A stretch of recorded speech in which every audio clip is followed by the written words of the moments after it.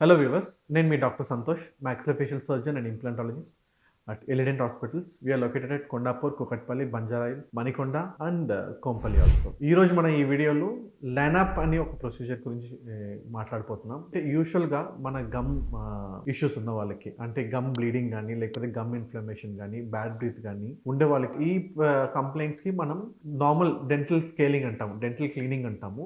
ఈ procedure suggest చేస్తాం అనమాట.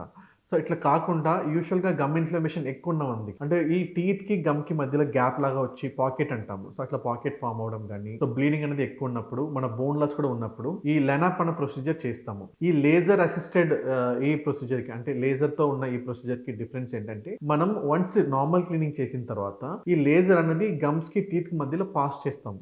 సో ఇట్లా పాస్ చేస్తున్నప్పుడు ఏమవుద్దంటే, ఏదైనా డెడ్ సెల్స్ యూజువల్‌గా ఏంటంటే మన గమ్ ఇన్ఫ్లమేషన్ ఎందుకు వస్తదంటే మైకోబాక్టీరియం ఉండి, అంటే బ్యాక్టీరియా ఉండి దాని డెడ్ సెల్స్ వల్ల మనకి ఈ గమ్ ఇన్ఫెక్షన్ గానీ, గమ్ ప్రాబ్లమ్స్ అనేది మనకు వస్తూ ఉంటది. ఇది నార్మల్ క్లీనింగ్‌తో కంప్లీట్‌లీ క్లియర్ అవ్వదు.